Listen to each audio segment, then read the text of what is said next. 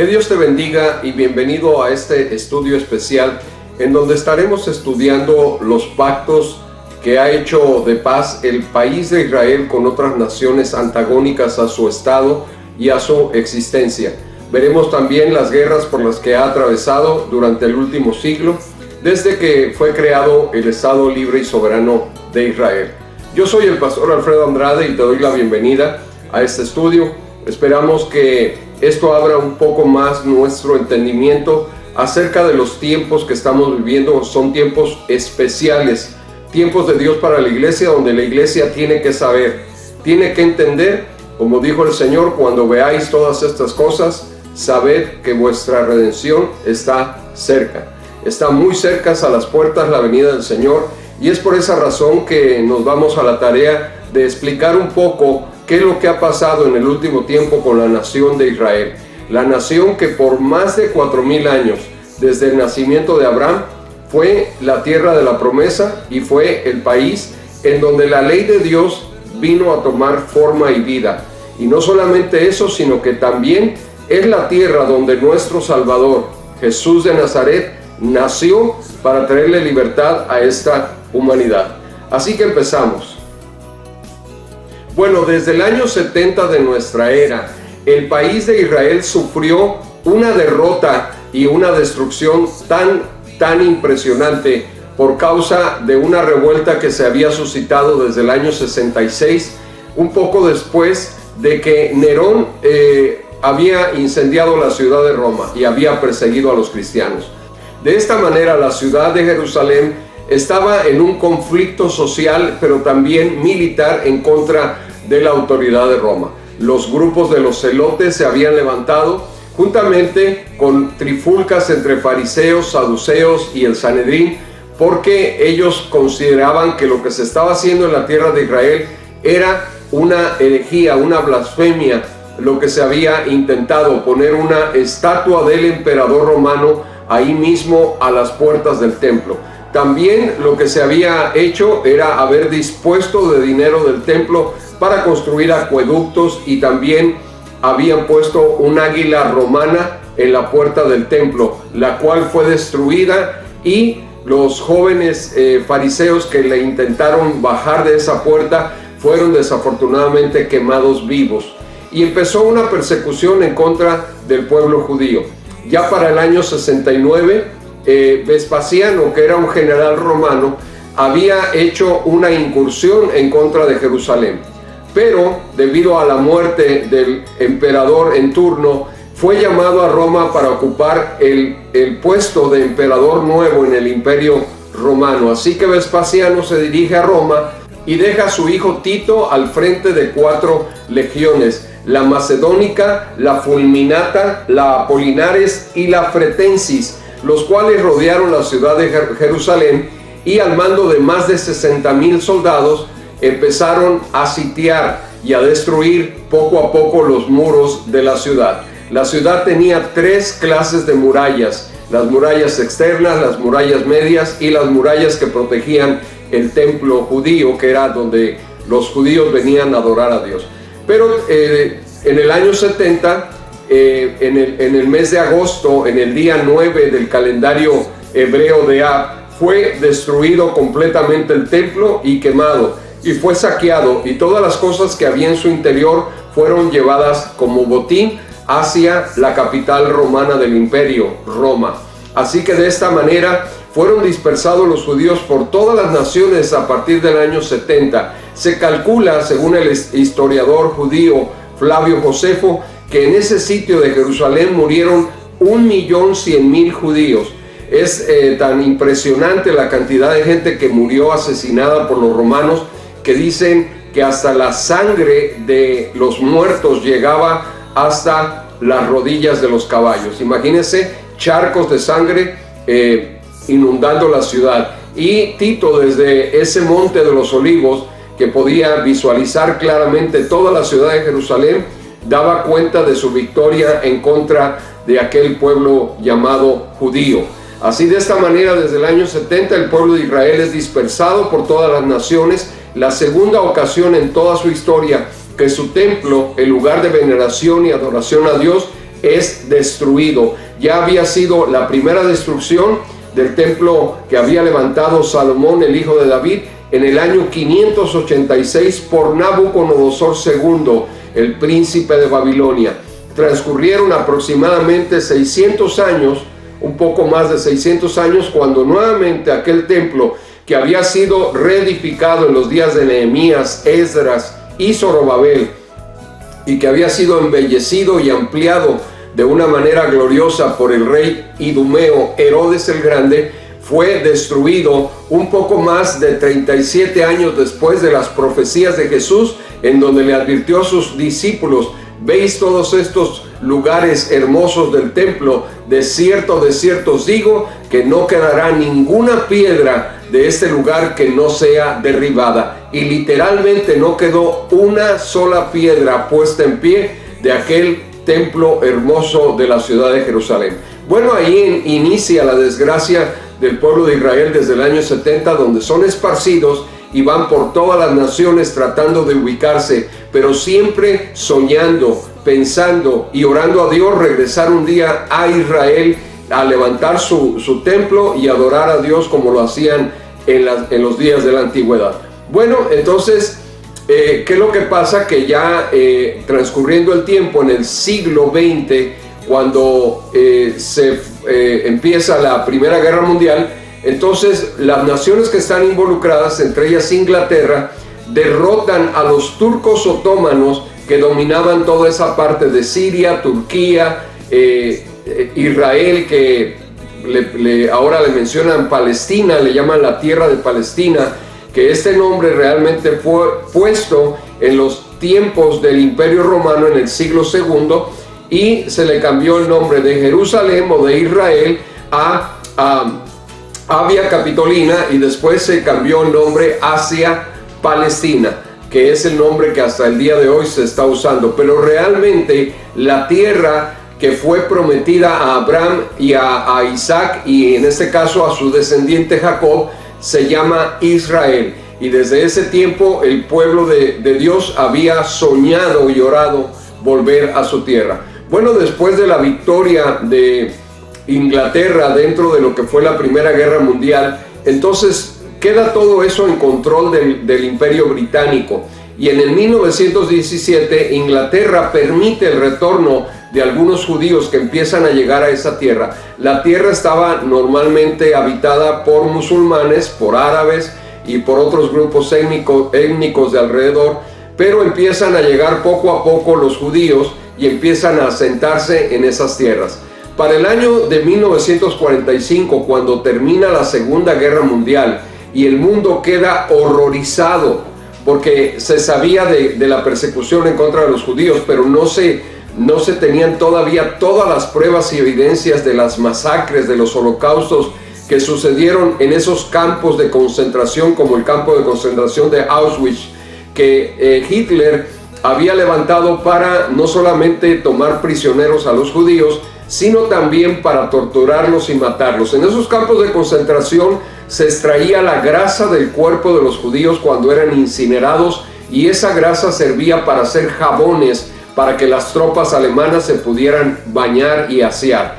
Y también el cabello de las mujeres y de los hombres era usado para fabricar almohadas. Bueno, hay una infinidad de cosas que se hicieron, experimentos de trasplantes de cerebros, de trasplantes de córneas, que el doctor Mengele, que estaba ahí a cargo del área científica de esos campos de concentración, perpetraron en contra de los judíos. Fue una cosa horrible que el mundo hasta el día de hoy está asustado de toda la maldad con la que Hitler actuó en contra del pueblo judío. Se calcula que en esos campos de concentración y durante la guerra, mientras iniciaba en los países de Polonia y todos esos alrededores de Alemania, murieron entre 6 y 8 millones solamente de judíos, más aparte de habitantes de otras etnias o de otras nacionalidades alrededor de Europa. Pero de judíos murieron entre 6 a 8 millones torturados en los campos de concentración.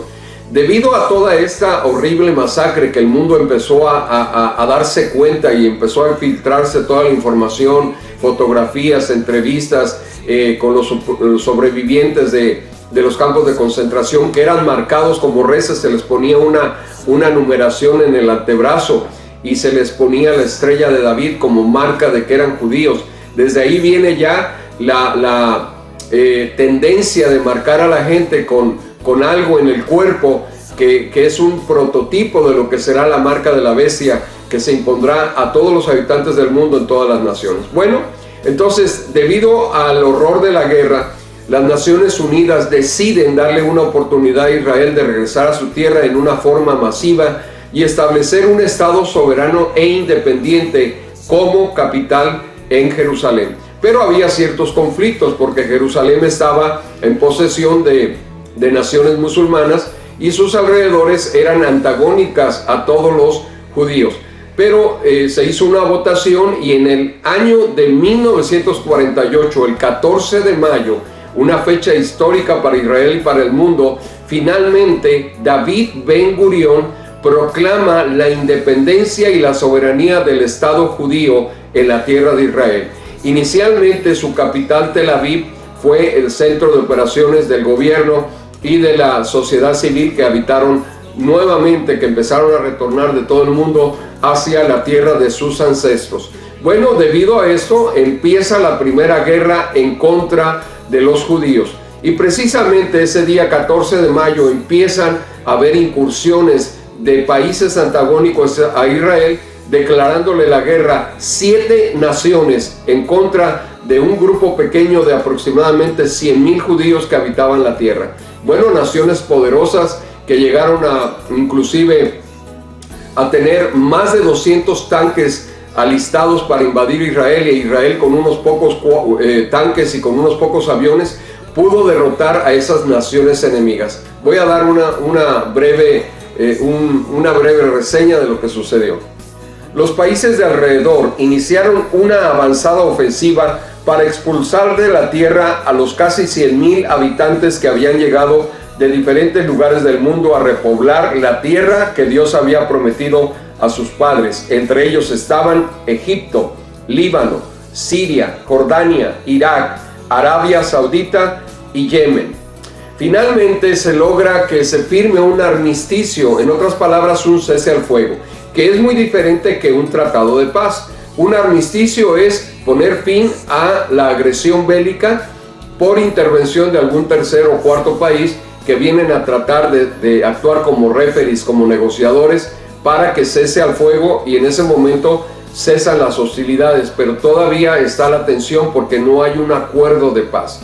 Bueno, finalmente Egipto firma un armisticio, un cese al fuego, en el día 24 de febrero de 1949. Un poco después se firma por parte del Líbano un armisticio el 23 de marzo de 1949. También asimismo Siria entra al armisticio el 20 de julio de 1949 y finalmente Jordania también el 3 de abril de 1949. De esta manera quedan 3 naciones que no están de acuerdo en el cese al fuego en contra del pueblo de Israel, que eran Irak, Arabia Saudita y Yemen. De esta manera queda abierta la posibilidad que continúen las hostilidades en la región. Bueno, la segunda guerra que enfrenta el pueblo de Israel es la guerra llamada la Guerra de los 6 días, que vamos a ver en esta ocasión qué es lo que pasó. El 5 de junio de 1967, Israel detecta que empieza a haber movimiento por parte del país de Egipto.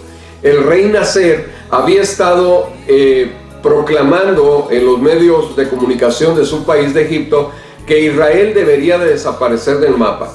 La gente, la población civil empieza a salir a las calles a apoyar, a respaldar, a aplaudir la decisión de Nasser para que inicien una guerra en contra de Israel. Empieza a haber un recrudecimiento de la tensión en el lugar porque Nasser manda cerrar el estrecho de Tirán, que es un estrecho que viene a conectar el Golfo de Aqaba y el Mar Rojo como única salida hacia el sur del pueblo judío. Entonces, de esta manera empiezan a haber tensiones en los mares que están rodeando a la tierra de Israel y a Egipto, y también por parte de de otros países. Entonces Israel empieza a detectar incursiones militares desde la península del Sinaí. Recordemos que en la guerra de 1948 a 1949, una guerra que duró un año solamente, de 1948 a 1949, Israel logró ampliar su territorio, logrando dominar la península de Sinaí, la franja de Gaza y también ciertas partes del norte de Israel cercanos a Galilea y a los altos del Golán. De esta manera, entonces Israel empieza a prepararse para una posible invasión y una posible confrontación bélica con el país de Egipto. Pero ¿qué pasa? Realmente la guerra se desarrolla con 4 naciones. Recordemos que la primera de 1948 fue contra 7 naciones. Esta guerra es en contra de 4 naciones. A Egipto se le unen los países de Irak, Jordania y Siria. El presidente egipcio Nasser prometió una aplastante victoria en contra de Israel, llegando a afirmar que los desaparecería del mapa hasta exterminarlos. En menos de 3 horas, la aviación judía había destruido todas las pistas militares en la península del Sinaí, destruyendo la totalidad de sus aviones y dejando más de 23,000 muertos, 45,000 heridos y 6,000 prisioneros del lado de los aliados árabes, y 777 muertos, 2,500 heridos y 15 prisioneros de guerra del lado del pueblo de Israel. Bueno, esta es llamada la Guerra de los 6 días, 5 de junio de 1967, la Guerra de los 6 días. Tan solamente en el primer día, en las primeras horas que inician los ataques de Israel para repeler el avance de los tanques y de los ejércitos egipcios, Israel en 3 horas destruye prácticamente toda la flota aérea con la que contaba Egipto. De esta manera empieza esta guerra que dura 6 días y empiezan negociaciones para tratar de parar. En esta guerra no solamente Israel vuelve a ganar en contra de estas 4 naciones más poderosas que ellos, con más número de ejércitos, de efectivos militares, pero también de armamento y de tanques, aviones y toda clase de cañones y ametralladoras que estaban preparados para destruir Israel. No solamente gana la guerra, sino que amplía más su territorio, y en esta guerra conquista 2 puntos muy importantes: los altos del Golán, que son la parte norte de Galilea, que colinda ya con Siria, que los sirios habían usado constantemente para estar agrediendo a toda la región de Galilea y parte de Samaria. De esta manera, como es una parte alta y estratégica, los sirios habían tomado mucha ventaja y habían hecho mucho daño al norte de Israel. Pero con la conquista de los altos del Golán, ahora Israel domina toda esa área y le trae paz y tranquilidad a la región de Galilea.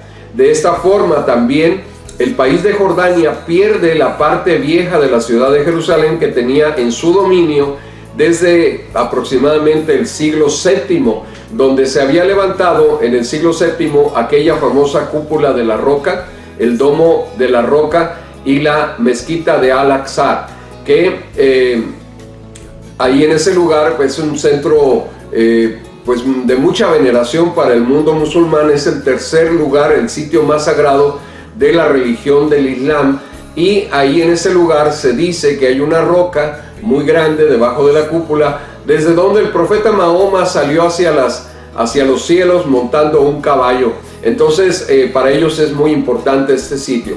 Bueno, Israel logra conquistar la parte oriental del muro que da precisamente a la explanada del monte, que se le conoce ahora como el Muro de los Lamentos.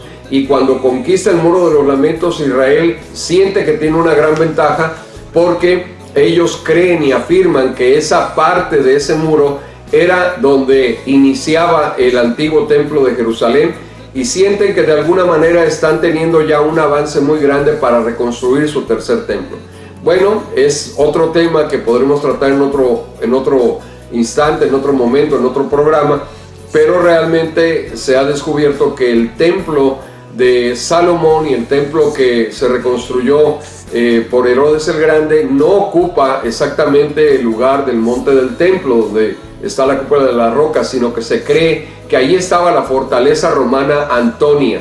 que se había levantado en honor de Marco Antonio, pero que el templo ocupa la parte de la ciudad de David, que es la ciudad de Sion, y se han hecho excavaciones y parece ser, y yo pienso y creo y siento que para este mismo año 2020 puede ser posible que se dé la noticia de que los cimientos originales del templo de Salomón fueron encontrados y localizados, lo cual va a causar un revuelo internacional. Esto no es una profecía, es un sentir mío que quiero expresarle a usted, porque este año 2020 es un año de muchas sorpresas, de muchos retos, de muchas tribulaciones, de muchas plagas y cosas que se han levantado, rumores de guerra, como lo dice Mateo 24. Bueno, entonces en esta guerra de los 6 días, Israel expande sus territorios, conquista los altos del Golán, la parte oriental de la ciudad vieja de Jerusalén, y entonces da una puerta abierta a que muchos judíos más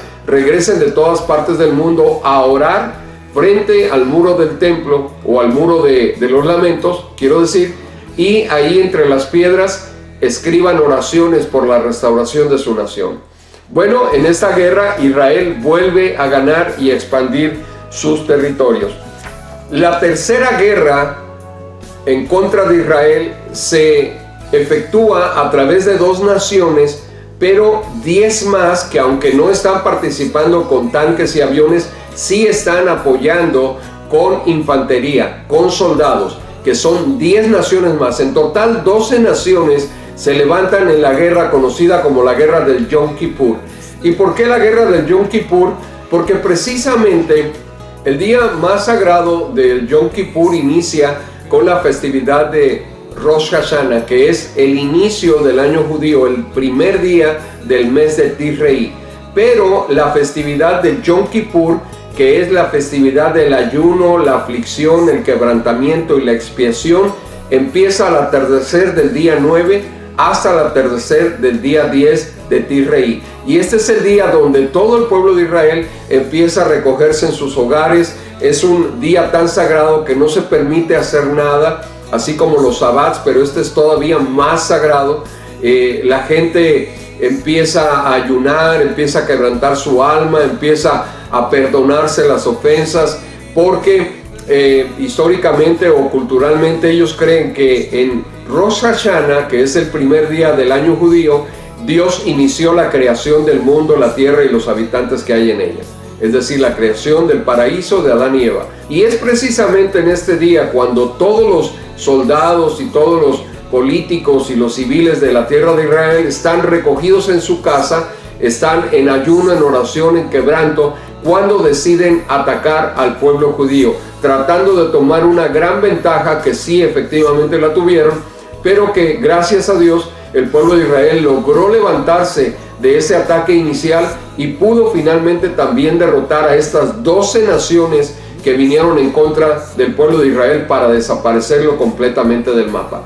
Gracias a Dios que hasta el día de hoy Israel se ha mantenido vivo, pero es solamente por la protección del Todopoderoso, porque cuántas civilizaciones, cuántos lenguajes, cuántas culturas no han quedado en el olvido de la historia a través de los siglos. Pero Israel, a pesar de ser una nación pequeña, no muy numerosa en personas, sin embargo, a pesar de enfrentar tantos y tantos enemigos a través de toda su vida, ha logrado sobrevivir hasta el día de hoy. Y la única explicación que puede haber para eso es que el Todopoderoso está velando y guardando a su pueblo. Así como a nosotros también Dios nos invitó a formar parte de este Israel espiritual, que somos los creyentes en su Mesías, Jesús de Nazaret, y que ahora también es nuestro Mesías. Bueno, la guerra de Yom Kippur, donde participan Egipto y Siria al frente de esta guerra, pero también 10 naciones que son Jordania, Arabia Saudita, Argelia, Cuba inclusive estuvo involucrada, Marruecos, Libia, Túnez, Kuwait, Sudán y Pakistán. 12 naciones que vienen a destruir la tierra y a los habitantes del pueblo de Israel. Bueno, en este día venerado de la actualidad por el pueblo judío, que es Yom Kippur, es donde todos los creyentes del judaísmo quebrantan su espíritu y corazón en arrepentimiento, en ayuno y en oración delante de Dios cuando aprovechan a atacarlo. Levítico 23, 27 al 28 nos habla acerca de esta fecha del Yom Kippur y dice: a los 10 días de este mes séptimo será el día de expiación. Tendréis santa convocación y afligiréis vuestras almas y ofreceréis ofrenda encendida a Jehová. Ningún trabajo haréis en este día, porque es día de expiación, para reconciliaros delante de Jehová vuestro Dios. Bueno, ya vimos las tres principales guerras que Israel ha enfrentado a lo largo de su historia. Como hemos visto, estas guerras, la primera del 1948, que inicia y termina en 1949, cuando Israel es declarado una nación soberana e independiente. Posteriormente, en el 1967, viene la Guerra de los 6 días, donde también Israel sale victorioso y conquista otros territorios que antes no poseía. La tercera guerra fue la Guerra del Yom Kippur en 1973, donde Israel nuevamente sale victorioso. Bueno, pues si Dios es con nosotros, dice la Biblia, ¿quién en contra de nosotros? Pero ahora vamos a los pactos de paz, que este es un aspecto muy importante de la escatología bíblica, porque se espera que para el final de los tiempos se cumpla o empiece a contar y a echar en marcha la última semana de Daniel. Ustedes recuerdan que Dios le prometió al profeta Daniel, cuando estaba en el cautiverio del imperio persa, que iba a haber 70 semanas determinadas para su pueblo. La primera iban a ser 7 semanas o una semana de años, que serían 49 años, donde se reconstruiría la ciudad en tiempos de angustia. Y esto fue precisamente lo que ocurrió a raíz de la liberación de la orden para reconstruir Jerusalén por Ciro el Grande, el emperador y rey de Persia, que él permitió el regreso de los judíos hacia la tierra de Judá y para levantar nuevamente su templo de Jerusalén. A partir de la fecha de la orden, por 49 años hubo aflicción en tiempos de angustia. Todo esto vemos en la historia del pueblo de Israel, que durante ese tiempo, que ya se habían cumplido los 70 años, pero en este tiempo de 7 semanas había habido aflicción para reconstruir la ciudad, el santuario, sus muros, el altar, y iniciar nuevamente los sacrificios de los corderos en el altar del holocausto frente al lugar santo del templo de Jerusalén. Bueno, y después viene la otra profecía de las 62 semanas, donde empieza a correr el tiempo una vez que es terminado el altar y todo lo que tenía que ver con el templo, la adoración, los sacrificios. Empieza a contar nuevamente el reloj hasta el tiempo del Mesías, cuando le es quitada la vida, el Mesías príncipe. Después empieza otra vez la historia secular hasta el tiempo que es destruido el templo de Jerusalén en el año 70 por Tito, como lo hemos venido repitiendo. Pero a partir de ese momento se para el reloj y queda una sola semana al final de los días, que será la semana del pacto que Israel hará con muchas naciones y con el mundo, para poder tener paz y seguridad en estos tiempos de guerra y de angustia y de rumores de guerra. ¿Para qué va a servir esa semana de años?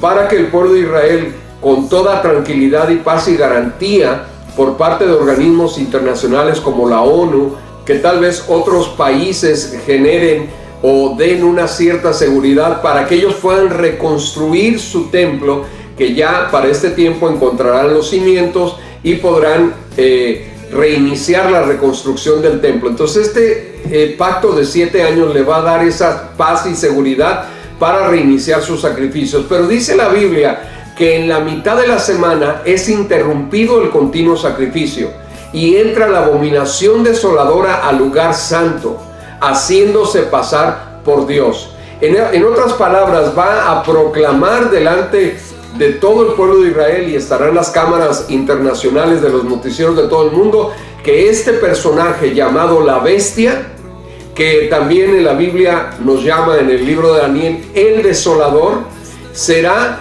el que proclame ser el Mesías de Israel. Ahora, hay varios candidatos ya en este tiempo que estaremos analizándolos en un futuro, pero ahorita vamos a hablar de los pactos de paz. ¿Qué pasó con Israel después de todas estas guerras? Bueno, el 26 de marzo de 1979, en Camp David, en el país de Estados Unidos, en Washington, cerca de Washington, se firma un tratado de paz entre Israel y Egipto.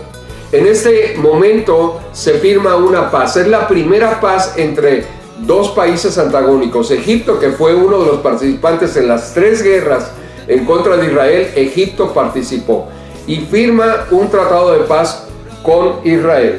El segundo pacto de paz es el 26 de octubre de 1994, cuando se firma un tratado de paz entre Israel y Jordania por parte de Yitzhak Rabin y Abdel Salam Mahali, que era el presidente o el líder del país jordano. Y esto es firmado en presencia del presidente norteamericano Bill Clinton. Esto fue el 26 de octubre de 1994, hace apenas 26 años.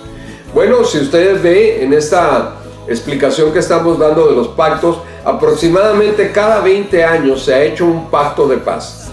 Esto es 1979, 1994, el tercer pacto de paz se firma el 3 de septiembre de 1993, un año antes del último pacto que se había firmado, que se le llama el Acuerdo de Oslo. Este es un pacto entre la Organización para la Liberación de Palestina, llamada la OLP, y el pueblo de Israel, para que hubiese un cese a las hostilidades en las cuales siempre se ha tratado de estar atacando unos a los otros.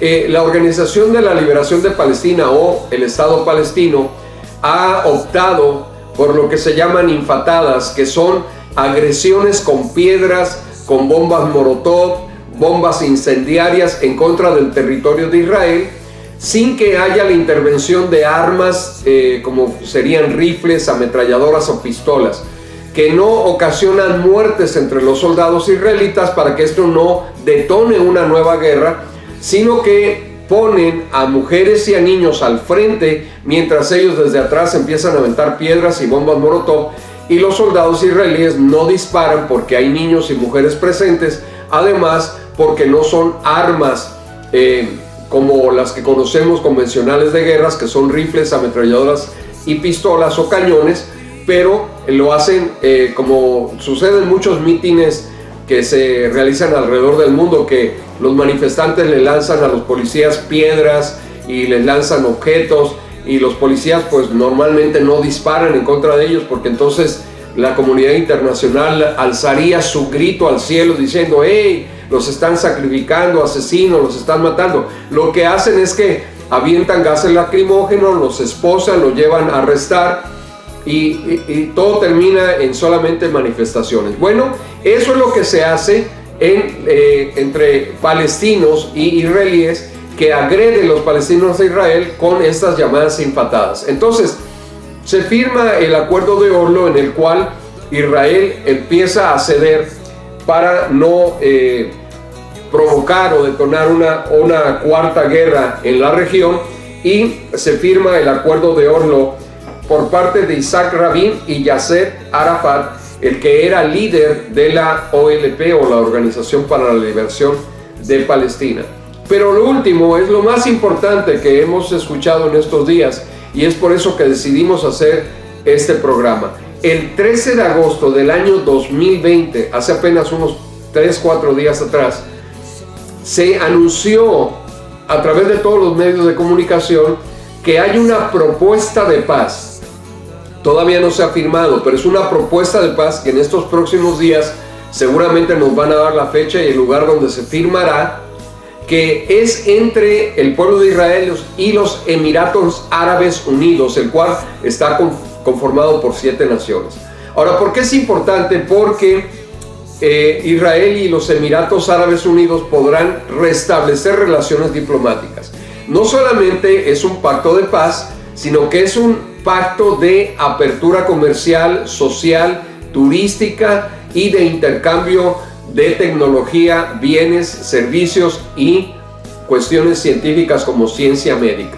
Bueno, todo esto va a ocurrir en los próximos meses. Vamos a ver una apertura de Israel con Emiratos Árabes Unidos y Emiratos Árabes Unidos con Israel, y va a haber vuelos directos entre ambos países. Va a ser una cuestión que muchos otros países van a criticar, países musulmanes, y otros tal vez en secreto lo aplaudan.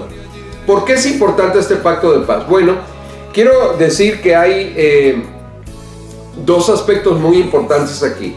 Uno, el cumplimiento de un gran acuerdo de paz de Israel con muchas naciones, por no decir con el mundo entero, donde se va a establecer un pacto que va a abarcar 7 años. Escúchelo bien, no son 6, no son 8, son exactamente 7 años. Cuando usted escuche que Israel estará haciendo un pacto de paz por 7 años con ciertas naciones árabes que son antagónicas y países musulmanes antagónicos en contra de Israel, usted debe de saber que ese es el último pacto que va a firmar Israel en esta tierra, porque es el pacto de 7 años que nos habla la profecía bíblica del profeta Daniel en el capítulo 9 y verso 27, que dice: y por otra semana confirmará el pacto con muchos, a la mitad de la semana hará cesar el sacrificio y la ofrenda, después con la muchedumbre de las abominaciones vendrá el desolador,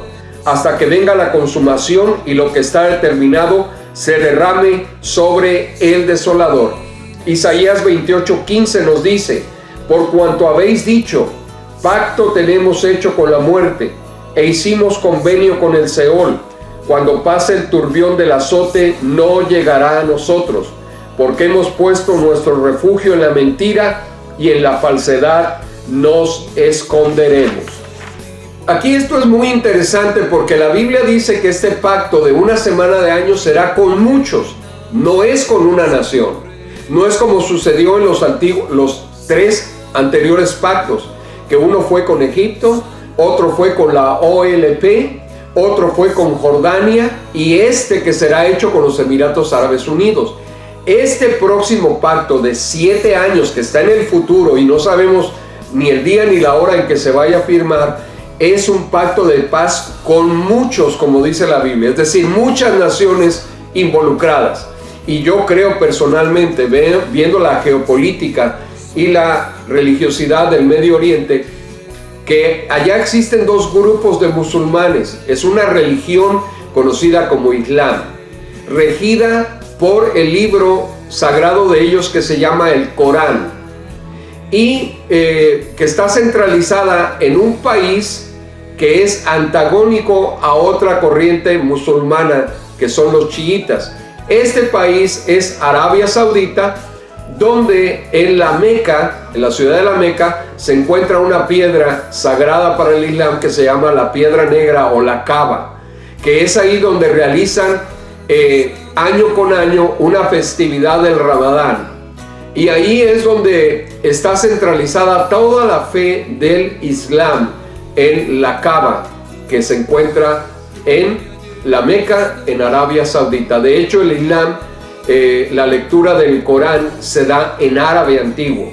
Ni siquiera es en los lenguajes de cada país, sino que cada uno de los fieles del Islam tiene que aprender el árabe antiguo, por lo menos para poder leer el Corán. Entonces, hay 2 corrientes antagónicas dentro del Islam, que son los sunis y los chiitas. En otras palabras, sunitas contra chiitas. Los chiitas forman el 20% de la población islámica, mientras que los sunis son el 80% de la población del Islam. Ahora, ¿cuáles son los chiitas? Los chiitas son las naciones más antagónicas de Israel, son las naciones más explosivas en cuanto a reacciones en contra de los que no creen como ellos en su fe, porque son los que se dedican principalmente a poner bombas, a hacer cuestiones terroristas en otros países. Son los que lideran el terrorismo a nivel internacional dentro del Islam, y son los que siempre están hablando en contra de Israel, que lo van a desaparecer del mapa. Entre ellos está el país de Irán. Este país es un estado islámico, es decir, no es un gobierno democrático donde hay elecciones, no es un gobierno capitalista, ni comunista, ni socialista. Es un estado religioso y político en donde el líder máximo de este país, de esta nación, es el Ayatollah Khomeini, que es el que está ahorita a cargo. Ustedes recuerdan que hubo un ayatollah que era Khomeini. Bueno, ese ya murió, pero ahorita está uno que está liderando el pueblo de Irán. Y este país es antagónico a Israel. De hecho, sus cohetes que lanzan, que pueden lanzar desde tierra o desde aire, a través de un avión o a través de un barco o a través incluso de tierra a tierra o aire a aire, no alcanzan realmente hasta el país de Israel, pero sí en cada cohete tiene puesto un eslogan o un dicho que dice: hasta que todos los judíos sean exterminados. Todos los cohetes lo tienen de Irán. Es un odio, antagonismo radical que solamente se puede entender de un espíritu maligno como Satanás en contra del pueblo de Israel. Bueno, entre ellos está también Irak, que es otro país chiita. Está también lo que es Afganistán. Ustedes recuerdan el grupo Al-Qaeda y recuerdan los talibanes y todo eso. Es un grupo también que forma parte de la sección chiita del Islam. En cambio, los suníes son Arabia Saudita, Emiratos Árabes Unidos, Kuwait, Bahrein, todos ellos, y están incluidos también pues Jordania. Líbano también tiene secciones que son chiíes, es decir, por eso Líbano tiene mucho roce con Israel. Egipto es también uno de los países que son muy antagónicos. Armenia, partes de Turquía y Siria también son chiíes, y entre ellos sunitas y chiitas no se tratan, no se quieren, inclusive se han hecho la guerra. Usted recuerda que ha habido enfrentamientos en Siria principalmente por grupos que son como ISIS, pero también que está involucrado países como Rusia, Turquía, está indirectamente Arabia Saudita, Estados Unidos, China. Bueno, es un polvorín el que está allá, todo preparado para el cumplimiento de Ezequiel 37, la guerra de Armegido, o conocida más como Armagedón. Estamos en tiempos finales, pronto se sabrá de una proyección o de un proyecto para firmar un pacto de paz de 7 años con todas las naciones antagónicas a Israel, incluyendo Irán, incluyendo Irak, incluyendo Jordania, incluyendo Líbano, incluyendo Afganistán, Pakistán, todos esos países que inclusive el Islam ha llegado hasta la India, hasta China, hasta muchos países de Latinoamérica. Y todo esto vendrá a tener el cumplimiento profético y exacto de las Escrituras en nuestros días, donde tú y yo estamos siendo testigos de profecías milenarias que fueron escritas hace 2700 años por profetas como Isaías o como Daniel, y que delante de nuestros ojos se están cumpliendo. Por eso es muy importante estar preparados en estos días, porque así como las profecías para el mundo y para Israel se están cumpliendo, las profecías a la iglesia, los creyentes en el Mesías, en Jesús llamado el Cristo, están llegando a cumplimiento en nuestros propios ojos. Somos testigos de cosas que los profetas, sabios y reyes no pudieron ver. Por eso somos bienaventurados, porque los postreros serán también los primeros. Así que preparemos nuestros corazones, nuestras vidas, porque el tiempo de nuestra redención está muy, pero muy, muy cerca. Yo soy el pastor Alfredo Andrade y deseo con todo mi corazón que el Señor te bendiga.